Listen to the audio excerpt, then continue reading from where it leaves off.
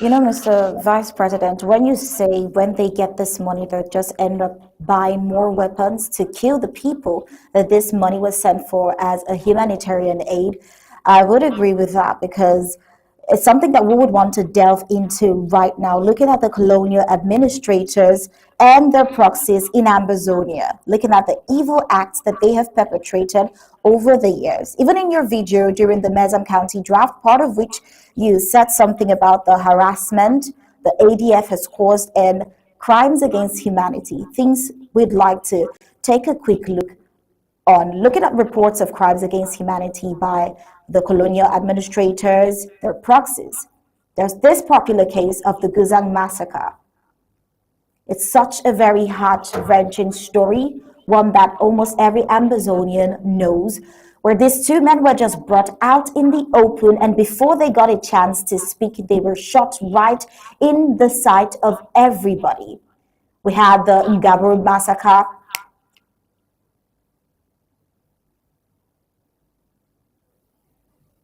We also had the Ngaburu massacre, as well as economic sabotage by Colonial La République. Well, a lot has happened over the years by La République and its proxies. We've seen the likes of Moja Moja, whom was empowered by the Colonial La République authorities and administration, having him go backed up with even beers to cause different types of inhumane actions against Amazonians. Just for being Amazonians, a lot of people were killed, physically abused, people were hurt. So many eyesores were seen, humiliations of Amazonians just for being Amazonians.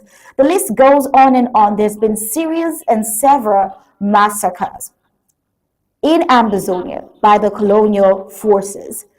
We've seen the economic sabotage where La Republic gets to burn different markets.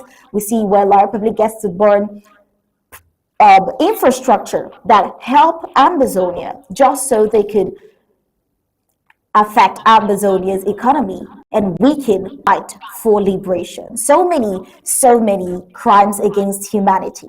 Even war crimes, we've seen a lot of those. So many things have happened in the last couple of years, in the last 6-8 years. We've seen all of these, and the list just goes on and on and on. But Mr. Vice President, we'll just get back to you right now. Looking at these cases of crimes against humanity, we want you to put in your thoughts and the fact that we also still have the UN High Commissioner in La Republique right now, when all of these instances, all of this reports we're talking about, all of the sins took place right in Ambazonia. We'd like you to give in your take on all of these crimes against humanity and what you think could be the possible future for these proxies of La Republique. Like you see, you heard my speech to Mezam County. It was a clearing call to the people of Mezam to stand up against La Republique proxy like the AGF. I think the ARF, the Ambazonian State Army of Mezam County and the leadership of Mezam County should partner with the population to sensitize them. Because you've seen situations where when the leader of the AGF, the La Republique proxy, asked all the cabs, the taxi cabs in Bamenda to paint their cabs blue and white, without providing them the resources to do that, without also guaranteeing them that if you paint your taxi with the Ambazonian colors, you will be killed. You've seen them burn people's vehicles. If somebody works hard, put together some money and buys a taxi, that's the source of his income. That is how he feeds his family. That is how he treats his family when they are sick. That's how he puts food on the table. When you burn that taxi because of something that you imposed and claim that they didn't follow, are you actually fighting for Ambazonia, or are you destroying Ambazonian lives? Because by burning that man's taxi, you are starving his wife, and you are starving his children, his mother, his father, and maybe his uncle and his aunt. So every Ambazonian citizen has responsibilities to their extended family. So when you burn that person's property without compensation, what do you think you're doing? You're actually starving the string of people who depend on him, on that taxi that he drives. So somebody like that is not an Ambazonian. That's why I made it very clear during my speech in Nezam that the AGF is La République and they should be treated as such. Let our forces partner with the population and educate them. Because I also heard some reports that La République du Cameroon, when they pull a transport car open, and if they find receipt for the taxes that AGF has imposed on the people, when they find a receipt with you, they arrest you. When they arrest these people because they have a receipt of having paid taxes to the AGF, they still extort money from that person because they ask that person's family to come and pay like 150 or 200,000 francs CFA to release them. That is still an extension of the extortion. So all these policies being decreed by the AGF is done by La République because they work hand in hand with La République. I have never actually seen the AGF fight La République. I have seen them celebrate the murder of our people, like in Guzan, like the execution of the three guys right in the middle of the market square and things like that. That's something that La République has asked them to do because La République wants to demoralize our people. So they dress like our forces with all just regular attire, and they commit all these atrocities to demoralize our people because their goal is to stop the lockdowns and the ghost towns. So according to them, if they use a group like the AGF who speaks like us and pretend to be one of us, it would demoralize our people. That people will say, oh, you know what, these Ambazonians are the problem. The government is not the problem. That is what La République is doing by using the AGF. They are trying to use them to demoralize our people, inflict more economic pain on our people, so our people can turn against the struggle. That's exactly what their goal is. Yeah, that's what they're. And what the AGF did executing those people on the markets is war crime. It is actually war crime. It's no different from what Monja did. So AGF and they are no different from Monja. You saw Monja desecrating the bodies of our innocent civilians in Munya. You know what I mean? How different is it from what the AGF has been doing for years?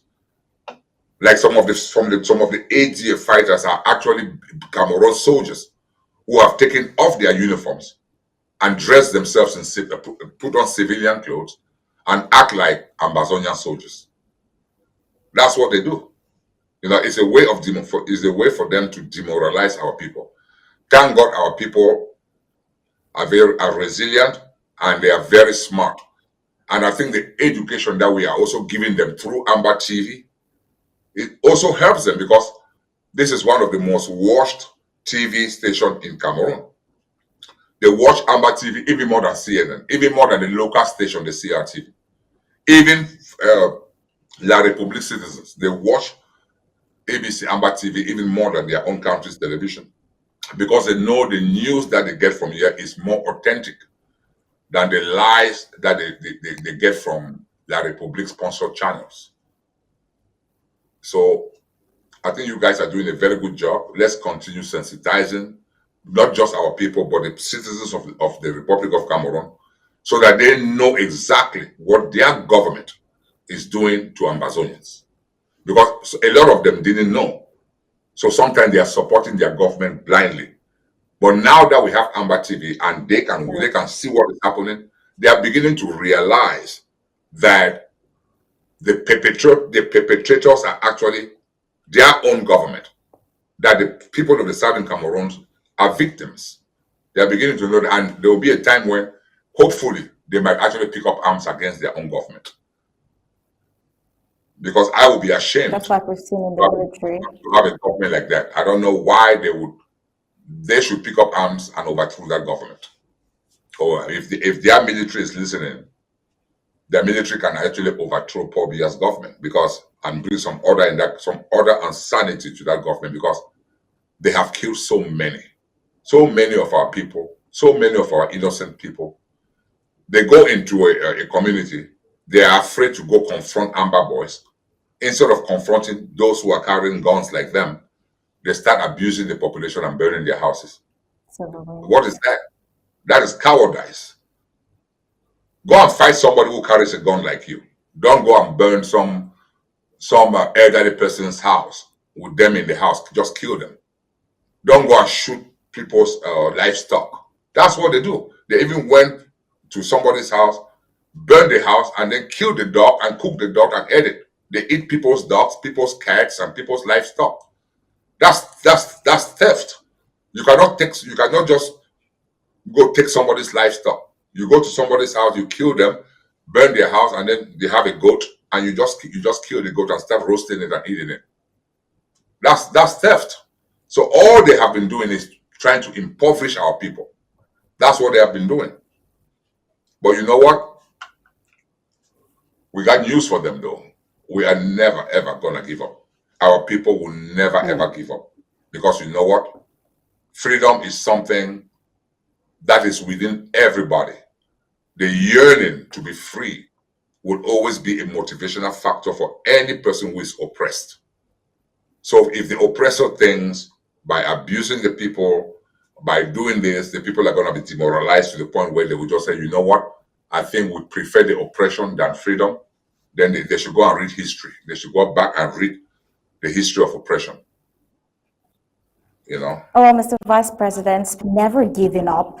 Your county MESAM just drafted. Do you think that the MESAM, particularly the security team, the Amazonian State Army of MESAM County, are they capable of helping to protect the denizens of MESAM County, looking at the fact that they were just drafted for over the weekend? What would be your advice in this regard? Well, like I said in my speech during MESAM County Draft, I think the administrators of MESAM and the ASA should partner with the population. You know how back home you have quarter heads, you have all kinds of elder leaders, like leaders of the community. They should partner with our population to educate them about what is going on, what the ADF is doing, and why they are doing it. Our people need that education, because some of them don't really understand why people who call themselves Ambazonian will be doing the same thing La Republique is doing to them. When the ADF abuse our people are probably wondering, like, I thought these people were Ambazonians. Why are they doing this to us? We should educate our people and say, these people are La Republique extensions. These are all La Republique proxies. They are not Ambazonians. Because if you behave the way the ADF behaves, then you have forfeited your citizenship. You are no longer an Ambazonian. You are fighting against the aspiration of Ambazonian. But somebody should educate the population so that they know. You know, we had a show maybe a few months ago where I said every citizen of Ambazonia should buy a gun and arm themselves. I had a reason for saying that. Look at what is happening. Like the two taxis that were burned the other day, they came and they were shooting. They were standing on by the side of the road and shooting bullets in the air. I will not advise, you know what I mean, taxi men to carry guns in their car, because if the police or the gendarme pull you over and they find a gun in your car, they will kill everybody in that taxi. So I do not advise them to carry weapons in their car. But the population per se, you know what I mean? When they see these AGF people doing what they are doing, they should have the courage to confront them. And if these people have maybe some contact with the AR, they can actually pick up their phone and call one of the ARs, the ASAs. Say, hey, you know, my brother, the AGF, these AGF people are here, shooting in the air, burning our property, burning our taxes and everything. And then maybe the ASA can come to their aid.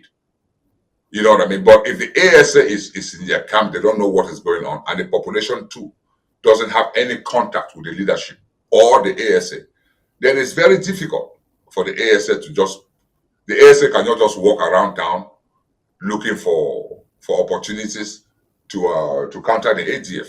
Somebody must see something and say something. That's why I was talking to both the leadership and the defense people. They have to do everything to coordinate some kind of relationship between the population, the community, and our ASA. Because if any member of our community picks up their phone and calls, let's say, a member of an executive member of Mason County, even in the diaspora, most of them have WhatsApp on their phone. They can just call and say, you have these AGF guys right here walking around the street, shooting guns in the firing bullets in the air, and they have already burned 2 taxis. That executive who is in the diaspora can just call the defense chair of the county and say, this is the call I just received from one of our citizens.